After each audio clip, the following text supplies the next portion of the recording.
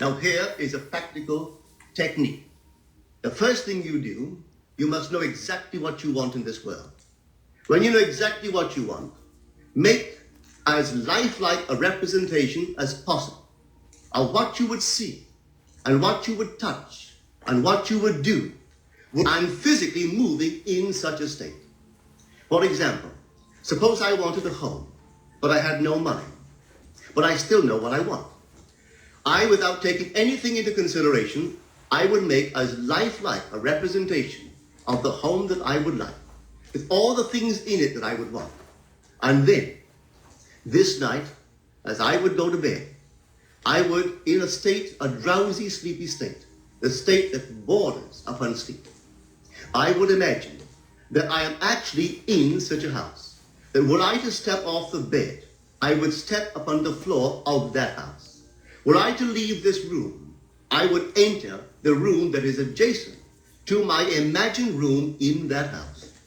And while I am touching the furniture and feeling it to be solidly real, and while I am moving from one room to the other in my imaginary house, I would go sound asleep in that state.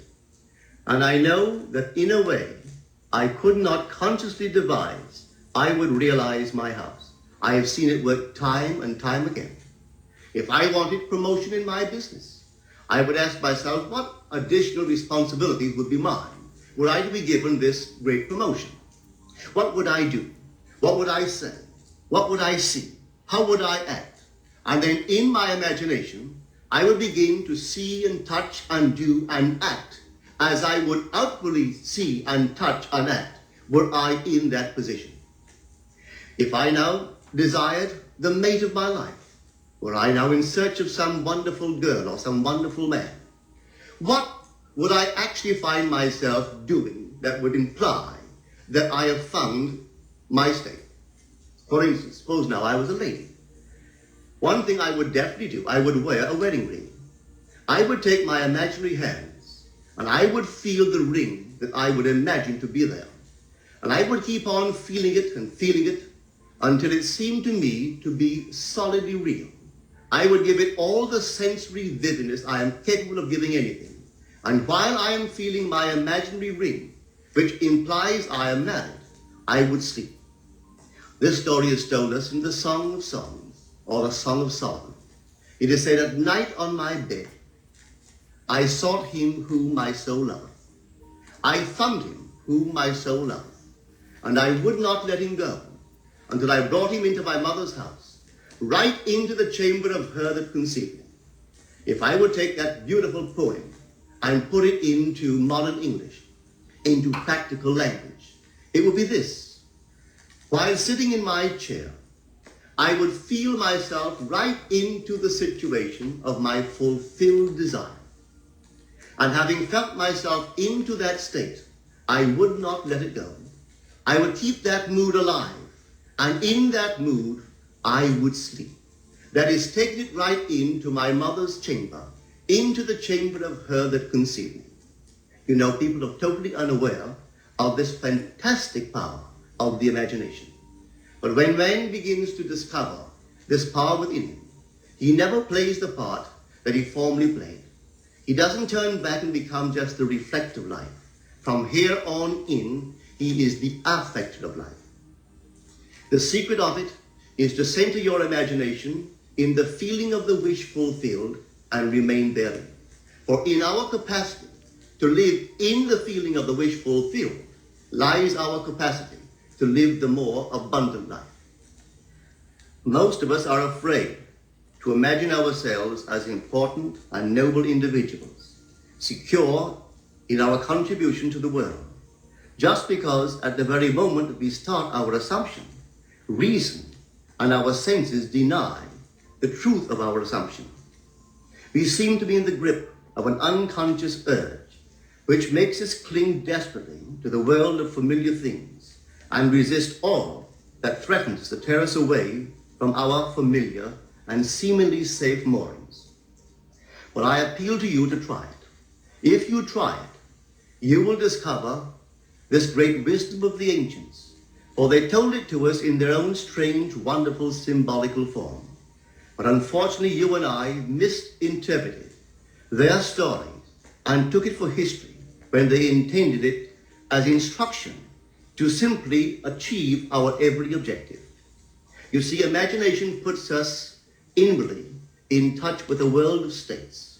These states are existent, they are present now, but they are mere possibilities while we think of them. But they become overpoweringly real when we think from them and dwell in them. You know, there's a wide difference between thinking of what you want in this world and thinking from what you want. Let me tell you, when I first heard of the strange and wonderful power of the imagination, it was in 1933 in New York City. An old friend of mine taught it to me. He turned to the 14th of John, and this is what he read. In my Father's house are many mansions. If it were not so, I would have told you. I go to prepare a place for you. And if I go and prepare a place for you, I will come again and receive you unto myself, that where I am, there ye may be also. He explained to me that this central character of the Gospels was human imagination. That mansion was not a place in some heavenly house, but simply my desire. If I would make a living representation of the state desired, and then enter that state and abide in that state, I would realize it. At the time, I wanted to make a trip to the island of Barbados in the West Indies, but I had no money. He explained to me that if I would that night, as I slept in New York City, assume that I was sleeping in my earthly father's house in Barbados, and go sound asleep in that state, that I would realize my trip. Well, I took him at his word and tried it. For 1 month, night after night, as I fell asleep, I assumed I was sleeping in my father's home in Barbados. At the end of my month, an invitation from my family came, inviting me to spend the winter in Barbados. I sailed for Barbados the early part of December of that year. From then on, I knew I had found this Savior in myself. The old man told me that it would never fail. Even after it happened, I could hardly believe that it would not have happened anyway. That's how strange this whole thing is. On reflection, it happens so naturally. You begin to feel or to tell yourself, well, it would have happened anyway. And you quickly recover from this wonderful experience of yours. It never failed me if I would give the mood, the imagined mood, sensory vividness. I could tell you unnumbered case histories to show you how it works. But in essence, it's simple. You simply know what you want. When you know what you want, you're thinking of it. That is not enough. You must now begin to think from it. Well, how could I think from it? I am sitting here, and I desire to be elsewhere. How could I, while sitting here physically, put myself in imagination at a point in space removed from this room and make that real to me? Quite easily. My imagination puts me in touch inwardly with that state. I imagine that I am actually where I desire to be. Now, can I tell that I am there? There is only one way to prove that I am there. For what a man sees when he describes his world is as he describes it relative to himself. So what the world looks like depends entirely upon where I stand when I make my observation. So if, as I describe my world, it is related to that point in space I imagine that I am occupying, then I must be there. I am not there physically, no, but I am there in my imagination. And my imagination is my real self. And where I go in imagination and make it real, there I shall go in the flesh also. When in that state I fall asleep, it is done. I have never seen it fail. So this is the simple technique on how to use your imagination to realize your every objective. Thank you for listening to my channel. And if you would like one-on-one personal coaching or personal meditations made by me and all that I've learned from Neville Goddard, My email is in the description below. Thank you for being here. If you haven't subscribed already and you like this channel, go ahead and subscribe and hit the like button.